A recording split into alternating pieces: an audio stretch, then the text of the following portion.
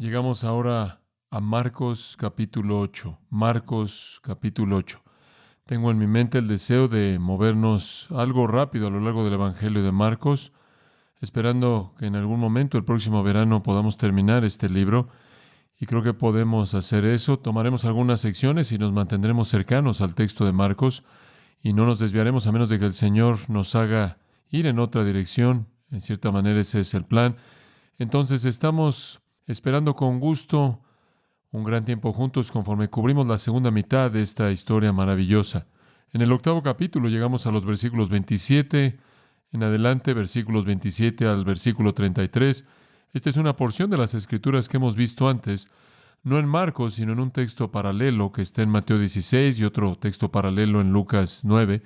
No es sorprendente que estos tres evangelios sinópticos, como son llamados, cada uno nos dan una sinopsis de la vida de Cristo y todos incluyen este acontecimiento en particular porque es tan monumental. He escogido llamar este mensaje la experiencia definitiva de buenas y malas noticias, y todos hemos experimentado eso. Alguien nos ha dicho en algún punto: tengo buenas noticias y malas noticias. Conocemos eso. Algunas veces es trivial y algunas veces es serio, pero esta es la experiencia definitiva de buenas y malas noticias. Esto es tan extremo para Pedro y los apóstoles, que son aquellos a los que estas buenas noticias y malas noticias son presentadas. Este es el trauma definitivo, el punto más elevado seguido del punto más bajo. En el caso de Pedro, el reconocimiento más grande que él jamás había recibido, seguido de la condenación más grande que él jamás recibió, o realmente que cualquier persona recibió. Al principio las noticias no podrían haber sido mejores y de pronto no podrían haber sido peores. Aquí está el momento. Permítame leérselo. Versículo 27. Salieron Jesús y sus discípulos por las aldeas de Cesarea de Filipo, y en el camino preguntó a sus discípulos, diciéndoles: ¿Quién dicen los hombres que soy yo? Ellos respondieron: unos, Juan el Bautista; otros, Elías; y otros, algunos de los profetas. Entonces él les dijo: ¿Y vosotros quién decís que soy? Respondiendo Pedro le dijo: Tú eres el Cristo. Pero él les mandó que no dijesen esto de él a ninguno.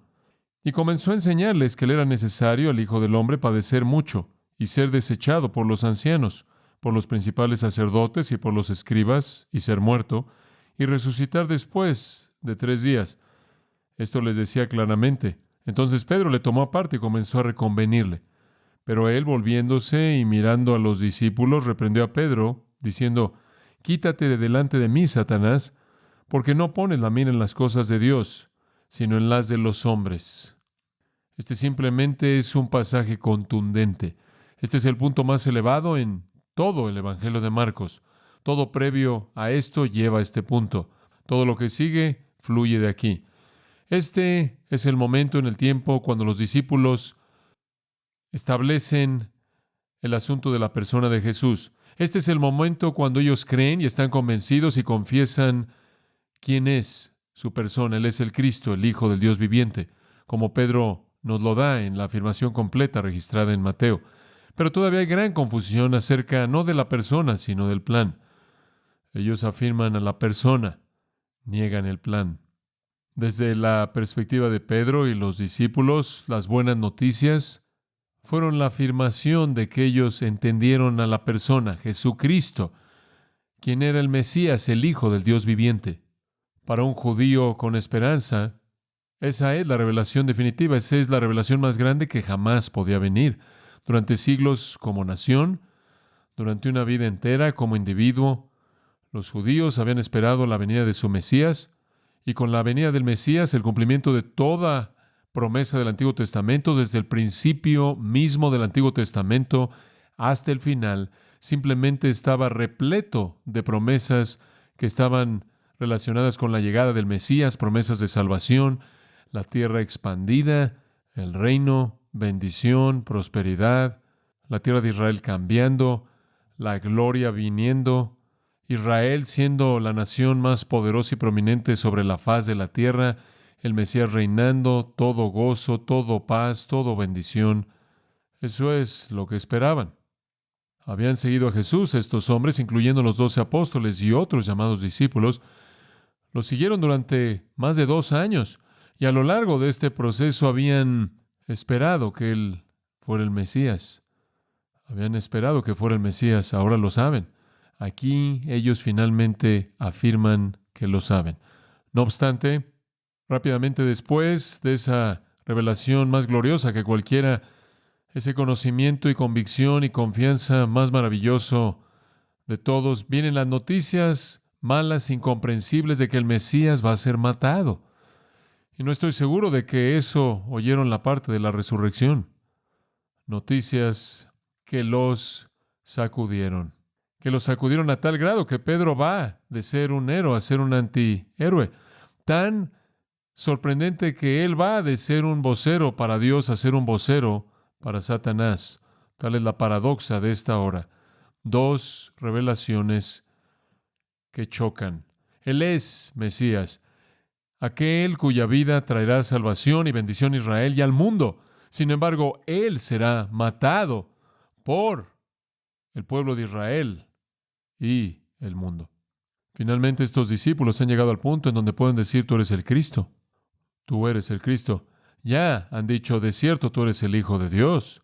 Esto es con referencia a su persona, siendo Cristo con respecto a su obra como el liberador y el ungido, el profeta, sacerdote y rey que fue prometido. Dijeron: de cierto, eres el Hijo de Dios, cuando Él caminó sobre agua después de la alimentación de los 5,000. Ellos han confirmado su deidad y ahora ellos confirman su oficio mesiánico, y ambas vienen en tan solo unas cuantas semanas. Han llegado al aire excepcional, podría decir, del monte Everest de la revelación. Han llegado a la cúspide, a la cima.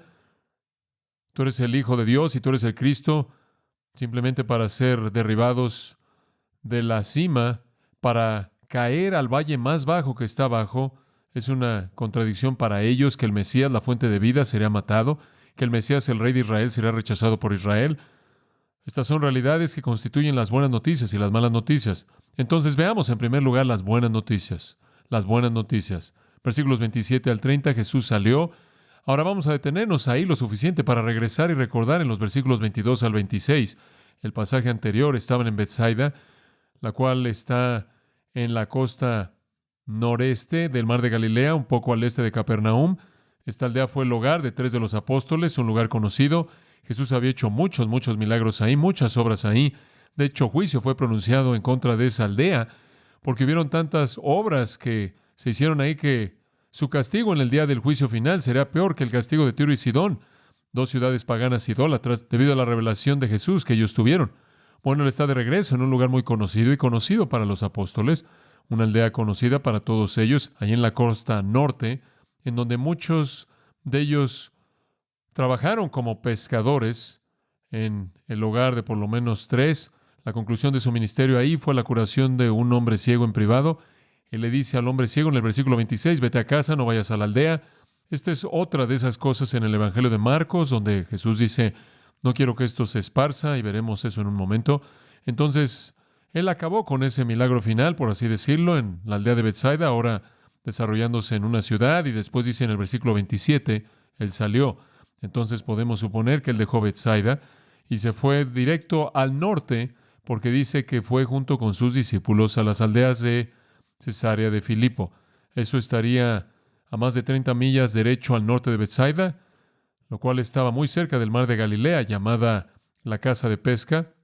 Entonces suponemos que esto es en relación con la pesca.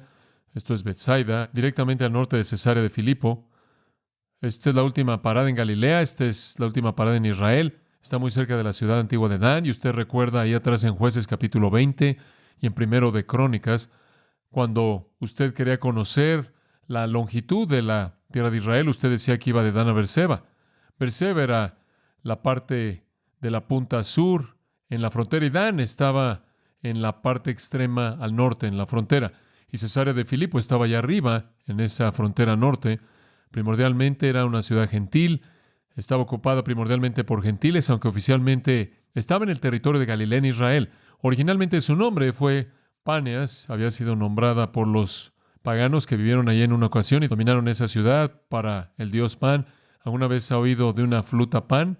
Se debe a la mitología griega. Pan es el medio hombre, la cabra media es quien toca una flauta, y supuestamente este personaje mitológico, nació en una cueva en este lugar y entonces llegó a ser identificado con eso. Habría habido un ídolo para Pan, que todavía está ahí, aunque su nombre ha sido reemplazado, y la razón por la que fue reemplazada fue porque Herodes el Grande había recibido ese territorio por parte de César Augusto, y él había recibido la responsabilidad de eso y todo Israel para gobernarlo en nombre de Roma realmente sobre los judíos. Cuando él murió, él dividió su reino en 4 partes. Se la dio a sus 4 hijos. Esta parte cayó en manos de su hijo Felipe, Herodes Felipe, el tetrarca, como es conocido, quien también gobernó el área en donde estaba Betsaida. Esta área cayó en manos de Felipe el tetrarca y era algo político cuando usted recibía un área por consideración a César para mantener el favor de César del lado de usted. Entonces él cambió el nombre a Cesarea, la cual es una forma del nombre César. No debe ser confundido, por cierto, con la Cesarea que está al sur en la costa, al oeste de Jerusalén. Pero, como usted sabe, nombrar ciudades en honor a César era algo que muchas personas querían hacer para conseguir favor político. No obstante, esta fue Cesarea de Filipo, conectada con Felipe el tetrarca. Como dije, es un área gentil. Si usted va más de 30 kilómetros al norte del mar de Galilea, usted llega a la sombra de las faldas del monte Hermón, el cual se eleva a varios miles de metros, y esta área habría sido una de las 3 en donde el agua que fluía de ahí llegaba hasta el río Jordán, un lugar lleno de ídolos, debido a que estaba lleno de gentiles, porque conectaba a la idolatría del pasado. El templo estaba ahí para César Augusto, él era una deidad mortal, si hay algo así. Páneas era una deidad mitológica, él era una deidad mortal. El área era generalmente hostil al judaísmo, fue generalmente hostil a las escrituras, y entonces es un buen lugar para que el Señor aclare que no todas las religiones son, después de todo, aceptables. Solo hay un Señor, un Dios viviente, y cuando Pedro dice, tú eres el Hijo del Dios viviente, él tenía que estar haciendo un contraste con todos los ídolos muertos que constituían la multiplicidad de deidades que la gente en dominios gentiles adoraban. Entonces están en esa región, van camino, dice, a Cesarea de Filipo, y tienen una conversación continua. Usted no puede esperar que cuando usted lee un texto de las Escrituras, eso fue lo único que se dijo. Muy bien, creo que entendemos eso, ¿verdad? Tenemos una sinopsis de lo que fue dicho, tenemos un resumen de lo que fue dicho. Esta es una conversación que se está llevando a cabo conforme avanzan por las aldeas que constituyeron la región alrededor de la ciudad de Cesarea de Filipo. Han estado con nuestro Señor por 2.5 años. Lucas añade en Lucas 9:18 su sección acerca del mismo acontecimiento que Jesús había estado orando, claro, como era su costumbre. Regresa de orar y él se une con los discípulos. Y después Marcos dice que él cuestionó a sus discípulos. Ahora, escuche, han tenido 2.5 años de escuela, es tiempo para el examen. 2.5 años, ya han estado 24 horas al día, 7 días a la semana con nuestro Señor, 2.5 años de revelación divina, 2.5 años de miles de milagros, 2.5 años de la enseñanza más profunda que podemos imaginar y que no podemos imaginar, 2.5 años para que ellos vean todo lo que necesitan ver, para aprender todo lo que necesitan aprender. Y recientemente parece como si su poder se ha incrementado, ese milagro inmenso, poderoso de crear suficiente comida para casi 25,000 personas, digamos, y después seguido unas cuantas semanas después, en esa área cerca de Betsaida, con otra alimentación parecida en Decápolis que quizás se acercó a 20,000 personas y él creó alimento de la nada. Y estuvo ese episodio en donde él caminó sobre agua, del cual Pedro fue un testigo ocular, porque él mismo lo hizo bajo el poder del Señor. Y después hubieron grandes curaciones, la curación de gentiles en la pequeña gira y en las áreas gentiles y curaciones de judíos. Pudo haber habido una corriente de estas cosas recientemente, pero los milagros masivos de crear alimento, los milagros creadores visibles en todo sentido, debieron haber sido en cierta manera las evidencias culminantes que necesitaban para afirmar que este de hecho era su Mesías. Habían tenido suficiente revelación para ser creyentes. Ahora, permítame decir esto. Galilea había recibido suficiente revelación como para ser condenada. Muy bien. Estaban en las palabras de Romanos 1 sin excusa. Habían recibido revelación suficiente como para ser juzgados. No hay duda al respecto. Y Jesús los juzga. Hay un pasaje en Juan 12, en el versículo 36, en donde Jesús dice, mientras que tenéis la luz, creed en la luz para que puedan volverse hijos de luz. Él dice en el versículo anterior, mientras tenéis la luz, andad en la luz para que las tinieblas no se apoderen de vosotros. Y después él dice estas cosas. Jesús habló, versículo 36, y se fue y se escondió de ellos. Han tenido la luz, han tenido la luz, han tenido la luz, no más luz. Este incidente viene al final de su vida, apenas antes del discurso del aposento alto en su semana de la pasión. Se acabó. Él se fue, versículo 37. Aunque él había hecho tantas señales delante de ellos, sin embargo, no estaban creyendo en él. ¿Acaso esta fue una sorpresa? No. Cumple la palabra de Isaías el profeta, la cual él habló. Señor, ¿quién ha creído nuestro anuncio? ¿Y a quién se le ha revelado el brazo del Señor? Por esta razón no podían creer. No quisieron creer y ahora no pueden creer. Han pasado el punto en donde es posible. Escuche, si hubo suficiente revelación para condenar a los incrédulos, hay suficiente revelación para convencer a los creyentes. Ellos no deberían haber estado haciendo estas preguntas. ¿Por qué les toma tanto tiempo hacer esta confesión? Y les recuerdo que esta es la primera vez que cualquier persona, cualquier humano, en el Evangelio de Marcos, hace esta confesión acerca de quién es Jesús. El Padre la hace en el bautismo. Los demonios la hacen varias veces. Pero no es sino hasta ahora, 2.5 años en esto, con algunos meses antes de la cruz, que ellos finalmente hacen esta confesión. Ya era tiempo. Entonces, cuando llegamos a este pasaje, primero vienen las buenas noticias y esa es la confesión. Y es motivada por un examen. Me encantan este tipo de exámenes. Solo hay 2 preguntas en este examen. Me gusta un examen de 2 preguntas para llegar al punto. 2 preguntas. Pregunta número 1. Preguntó a sus discípulos diciéndoles, y esta es una conversación que se está llevando a cabo, ¿quién dicen los hombres? Hoiántropo, y es un término genérico. ¿Quién dice la gente que soy yo? ¿Simplemente otro profeta? ¿Quién dicen que soy yo? La gente. Lucas 9:18 dice que él también dijo, conforme la conversación se desarrolló, ¿qué dicen las multitudes acerca de mí? Y él usó la palabra oklos, refiriéndose a multitud o masas. La palabra favorita de Lucas para referirse a las multitudes no comprometidas que siguieron por los milagros y el entretenimiento, pero que fueron impenitentes, endurecidos de corazón, justos a nivel personal, indiferentes, incrédulos. ¿Quién dicen que soy yo? De hecho, en Mateo le añade que él dijo, ¿quién dicen que es el Hijo del Hombre? ¿Qué dice el entendimiento humano? Denme la respuesta del entendimiento humano. La respuesta viene en el versículo 28 y de nuevo, recuerde que están haciendo preguntas y están respondiendo y entonces le dijeron, algunos dicen Juan el Bautista. Eso pareció siempre guiar el desfile de opciones.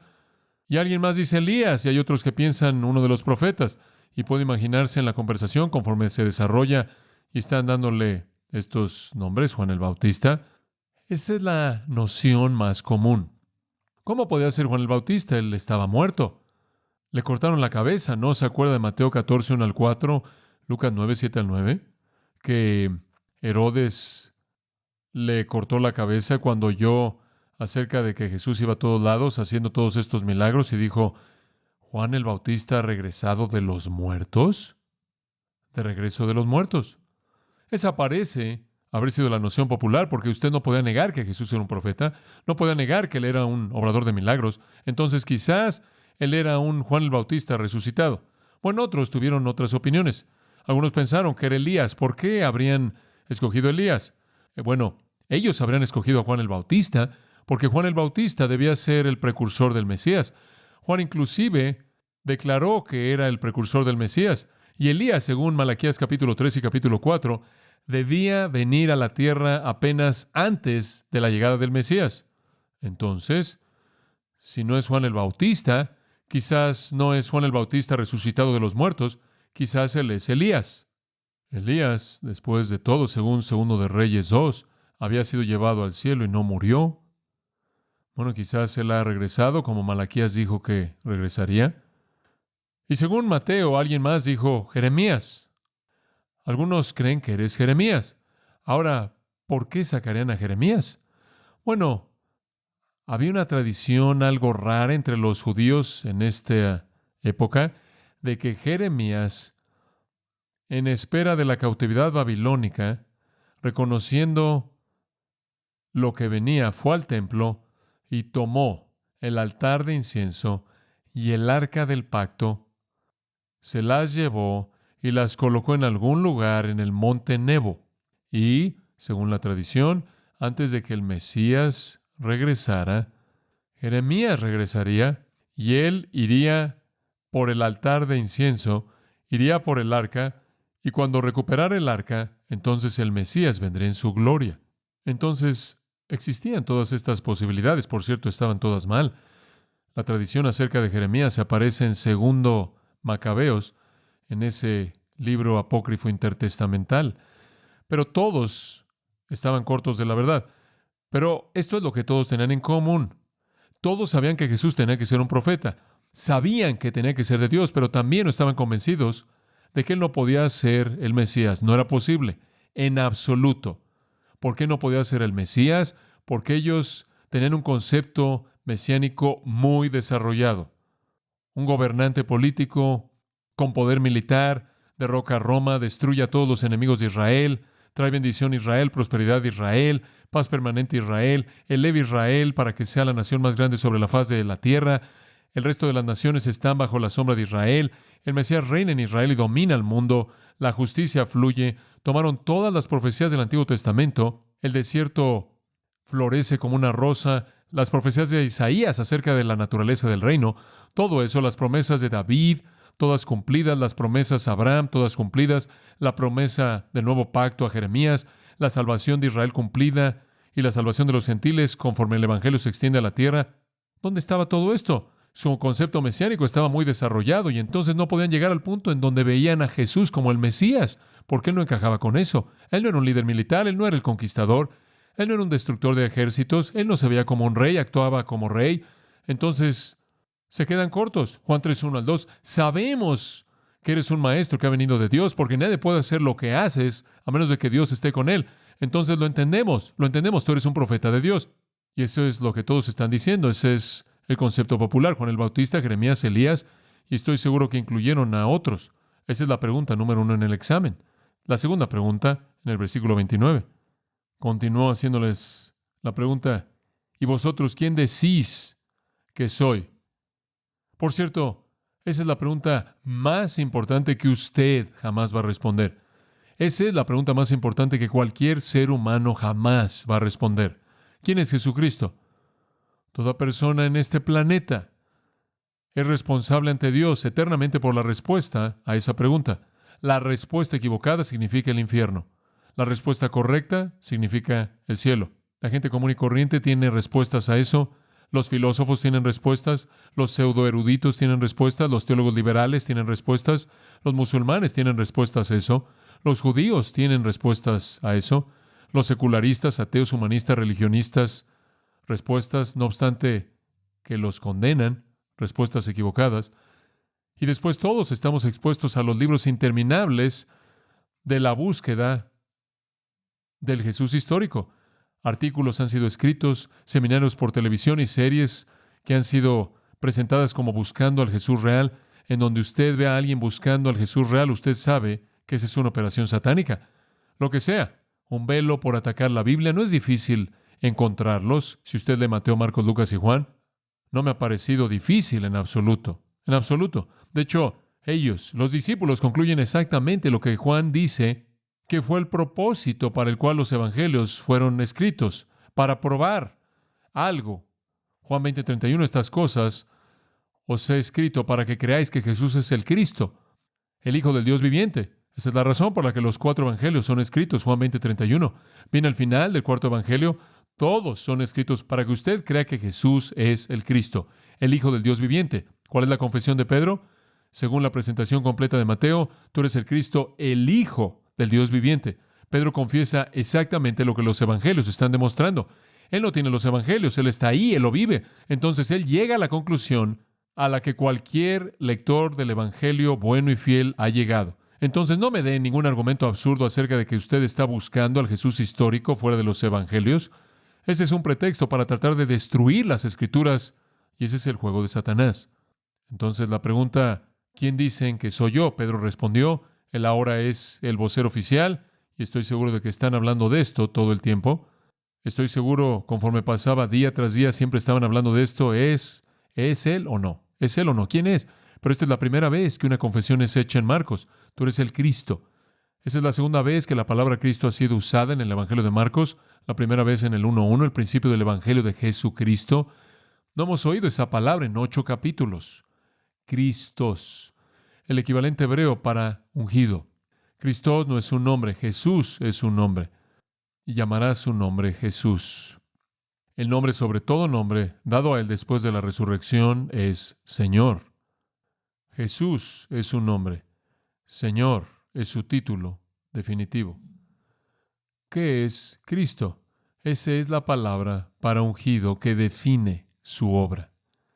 Él es el Rey prometido por Dios, el profeta, sacerdote. De hecho, si usted lee Lucas, la afirmación completa de Pedro, tú eres el Cristo de Dios.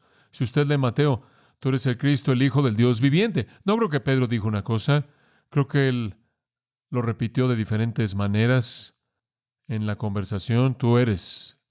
Tienen razón, tú eres el Cristo, el Hijo del Dios viviente, según Mateo 16. Dice usted, bueno, ¿qué estaban pensando durante 2 años y medio? Estaban pensando que Él era.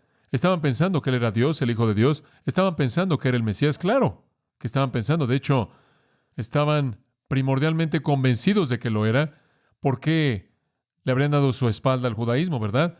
¿Por qué otra razón se habrían alejado de la oscuridad? ¿Por qué otra razón siguen a Jesús hasta este punto? Por cierto, muchos de sus discípulos ya habían dejado a Jesús hacía mucho tiempo atrás, ¿verdad? Juan 6, ya no anduvieron con él más. Él dijo cosas que los asustaron, pero todavía están aquí.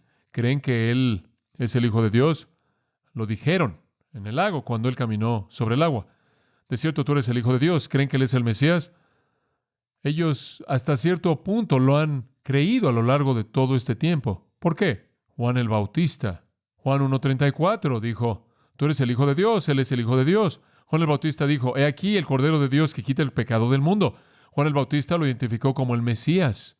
Ellos aceptaron eso. Y en Juan 1:41, Andrés proclama que Jesús es el Mesías.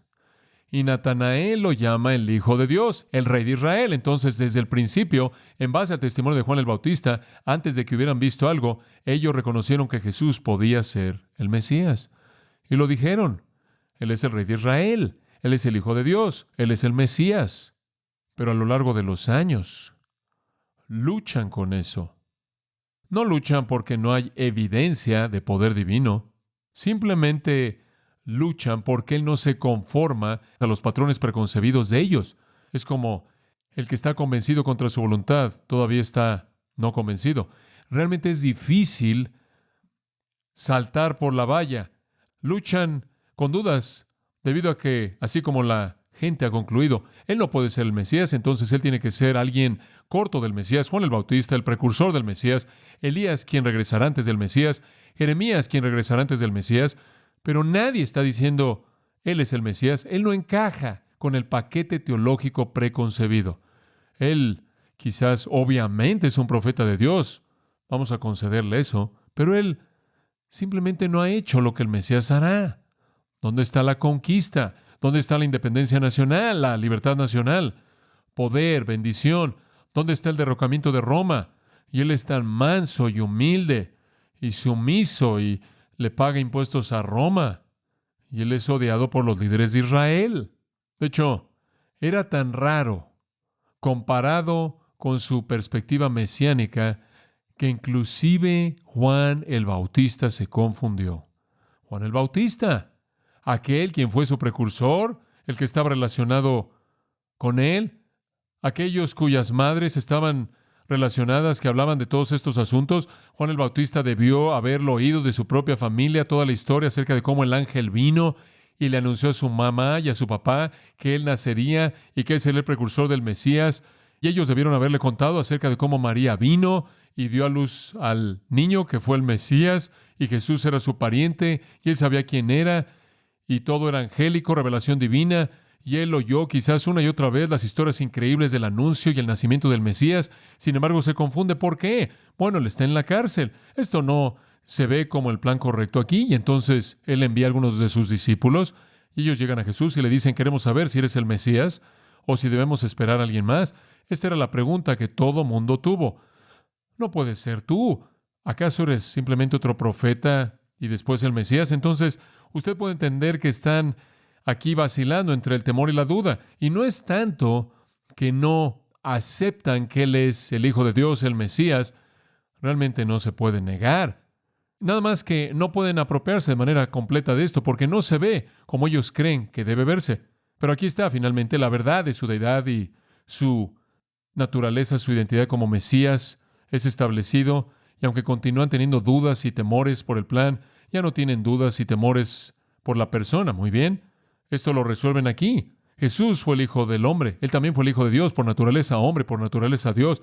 Él no es una deidad mitológica como Pan, y Él no es una deidad mortal como César. Esta confesión sale de la boca de Pedro, pero es colectiva. Pero no es nada más el resultado de la experiencia, no es nada más el resultado del empiricismo, no es nada más el resultado de la razón humana, no es nada más atar los cabos obvios, porque cuando Pedro dice: tú eres el Cristo, el Hijo del Dios viviente, inmediatamente esto es lo que Jesús le dijo, registrado en Mateo 16, 17. Bienaventurado eres tú, Simón, hijo de Jonás, porque carne y sangre no te lo reveló, sino mi Padre que está en los cielos. La razón humana no llega hasta este punto. El empiricismo no llega a este punto. La experiencia no llega a este punto. Se requiere intervención divina para llegar a esta confesión. Esa es la razón por la que 1 Corintios 12:3 dice que ninguno puede confesar a Jesús como Señor, sino por el Espíritu Santo. Esta es una obra divina y este es el momento. Hubieron momentos antes de este. Hubo un momento en el mar, cuando dijeron: verdaderamente tú eres el Hijo de Dios. Ese fue un momento de revelación divina. De cierto eres el Hijo de Dios, pero Mesías, simplemente no encajas con el retrato, con las expectativas. Ahora dicen: tú eres el Cristo, tú eres el ungido, tú eres el Mesías, el que ha venido como el profeta, sacerdote y rey para reinar y gobernar. Tú eres. Y simplemente yo extendería esta realidad para decirle que nadie hace la confesión completa de Jesús como Señor y Cristo, sino por la intervención de Dios. Nadie está plenamente convencido a menos de que Dios le dé entendimiento. Ninguno puede venir a mí, Jesús dijo en Juan 6, si el Padre que me envió no le trajere. 1 Corintios dice: la única manera en la que ustedes conocerán la verdad es cuando el Espíritu de Dios les enseña, el Espíritu de Dios les enseña. El hombre natural no percibe las cosas que son de Dios. Son conocidas únicamente por aquellos que son enseñados por el Espíritu Santo.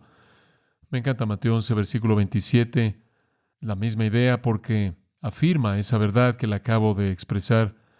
Todas las cosas me han sido dadas por mi Padre, y nadie conoce al Hijo sino el Padre. Y nadie conoce al Padre sino el Hijo, y aquel a quien el Hijo lo quiere revelar. Usted no puede conocer a Dios a menos de que el Hijo se lo revele a usted.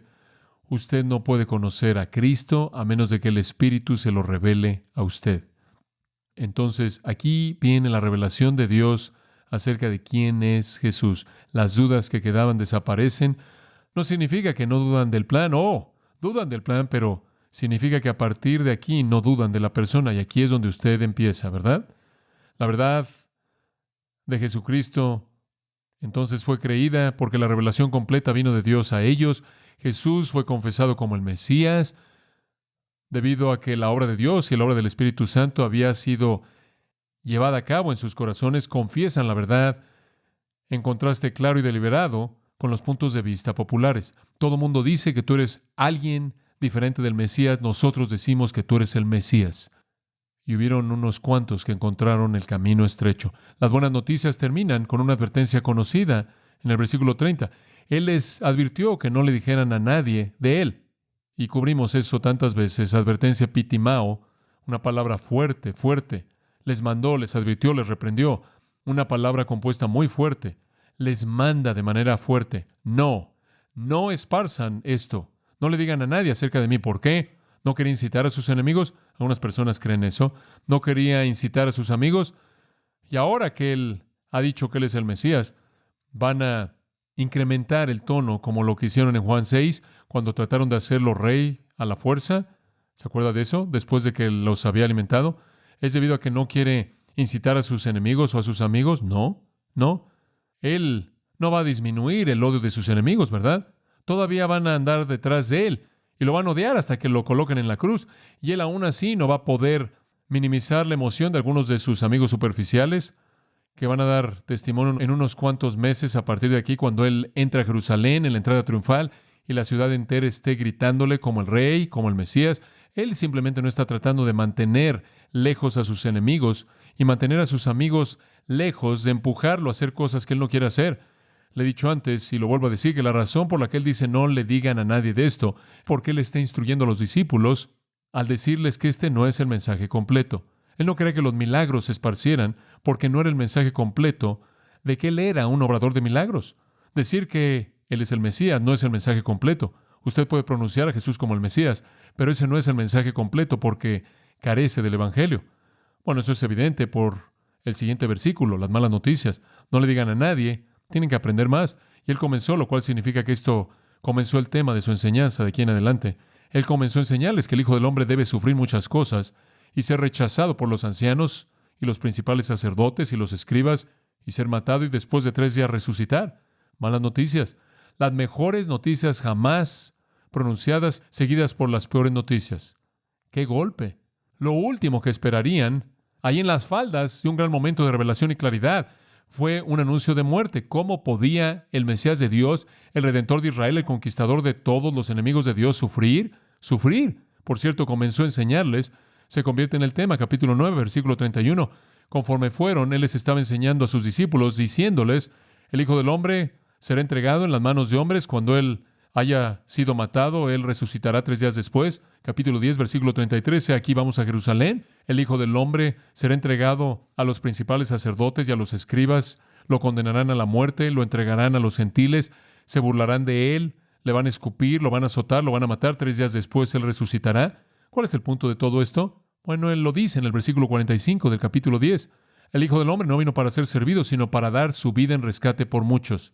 Como Phil estaba cantando de eso. Él vino a entregar su vida en rescate por muchos. Él les va a explicar esto. ¿Por qué vas a morir? ¿Por qué vas a morir? ¿Debes sufrir? Es una pequeña partícula de, significa es necesario. Es requerido que sufran muchas cosas. ¿Por qué esas cosas? Traición, arresto, negación, abandono, injusticia, prisión, burla, golpes, crucifixión, abandono por parte de sus discípulos, etcétera, etcétera.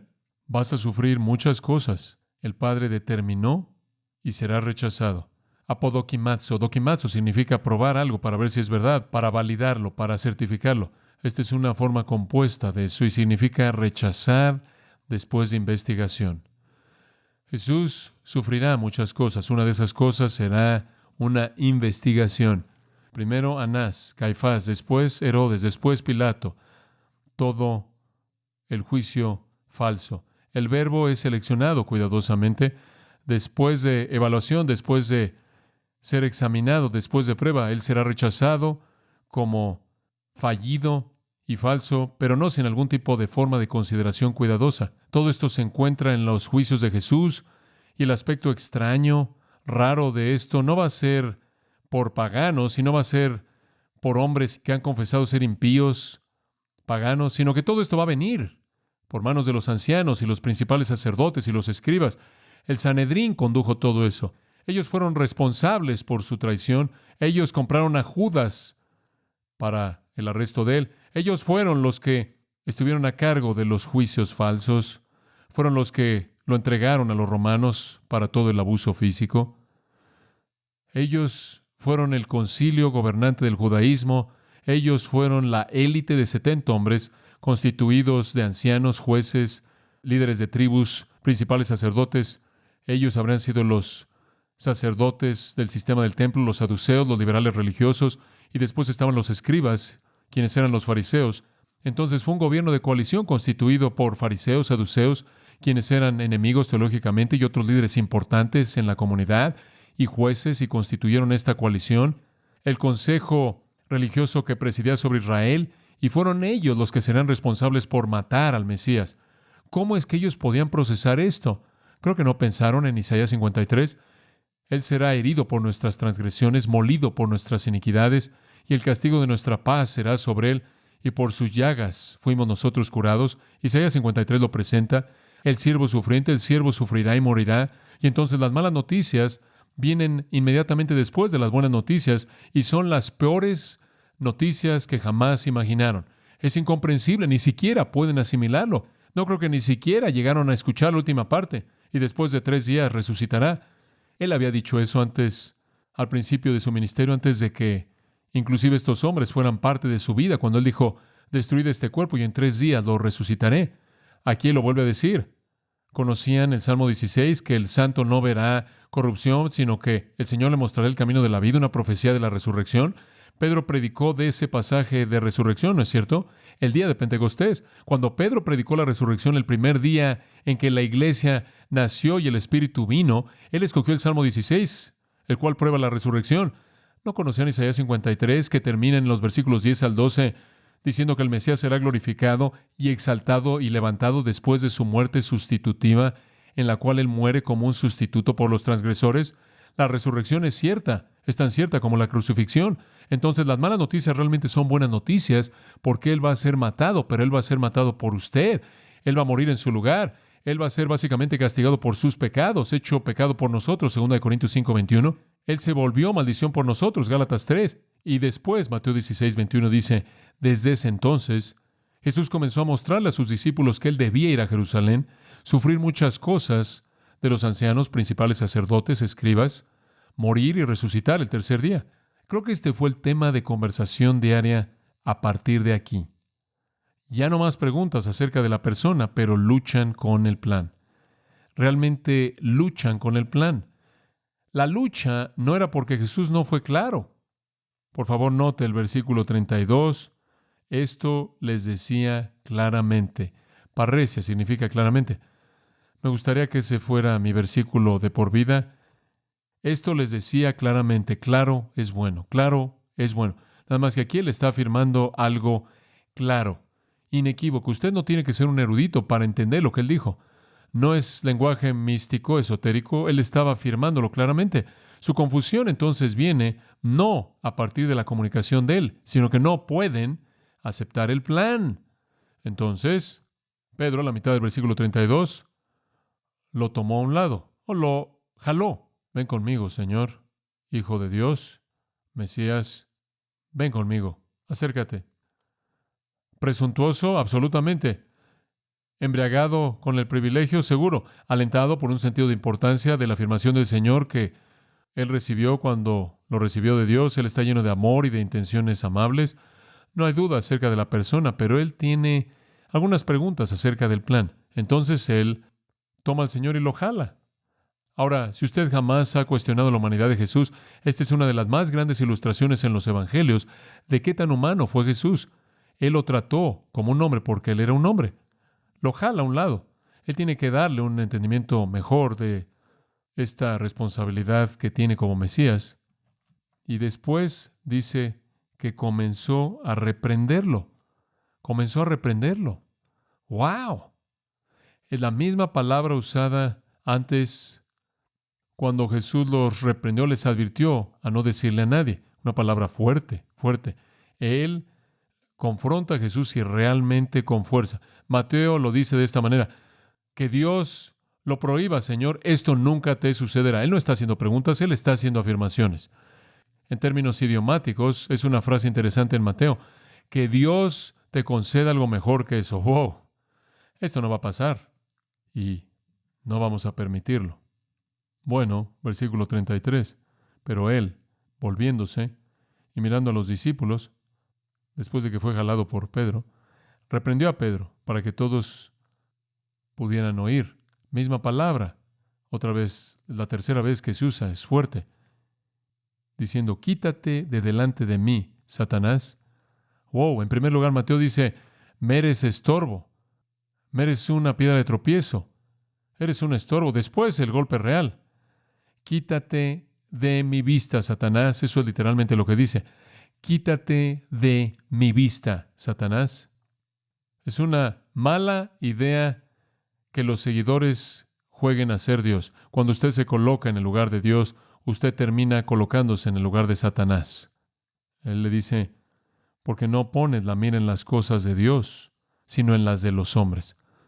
Esa es una condenación de Pedro. Pedro no quería una cruz. Estos hombres estaban esperando gloria. Recordamos que Pedro, que Jacobo y Juan vinieron con su mamá para pedirle si podían sentarse a su derecha y a su izquierda en el reino. Todo tenía que ver con elevación, gloria, poder, prosperidad. Jesús dice, me eres tropiezo, según Mateo. Eres un escándalo. Un escándalo no significa eres una trampa. Eres una trampa de Satanás. Eres una piedra de tropiezo de Satanás. Si estás tratando de desviarme de la cruz, estás del lado de Satanás. Quítate de mi vista. Hombre, ¿ha habido un hombre que ha sido tan elevado y tan humillado tan rápido? ¡Wow! Pedro y los otros estaban ahí, atrapados en la estrechez de la actualidad, del presente, y no entendieron los ecos de los profetas pasados y las glorias futuras de la resurrección. Tú eres la piedra de tropiezo si tratas de evitar que vaya a la cruz, lo cual en sí mismo será la piedra de tropiezo. Pedro debió haber sido aplastado. Pero el camino del hombre y el camino de Satanás es el camino a la gloria y a la bendición y al poder sin el sufrimiento, sin dolor. El camino de Dios es gloria, bendición, poder, mediante sufrimiento. Mediante sufrimiento. Pedro aprendió, realmente aprendió. Sería bueno cerrar viendo 1 de Pedro. Simplemente un par de comentarios. 1 de Pedro 2:21. Pedro escribe, pues para esto habéis sido llamados, debido a que Cristo también ha sufrido por vosotros, dejándoos ejemplo para que sigáis sus pisadas. Él sufrió y también ustedes sufrirán, el cual no cometió pecado ni se halló engaño en su boca, versículo 22, quien cuando le maldecían no respondía con maldición, mientras que sufría no amenazaba, sino que estuvo encomendándose a sí mismo al que juzga justamente. Él está escribiendo a creyentes que están sufriendo, que están siendo perseguidos, y él está diciendo, este es el camino a la gloria y el modelo es su Salvador. Este es el camino de Jesús a la gloria. Este también es nuestro camino. Y después, versículo 24, muestra que él entendió la expiación sustitutiva de Cristo. Él mismo llevó nuestros pecados en su cuerpo en la cruz para que moramos al pecado y vivamos a la justicia.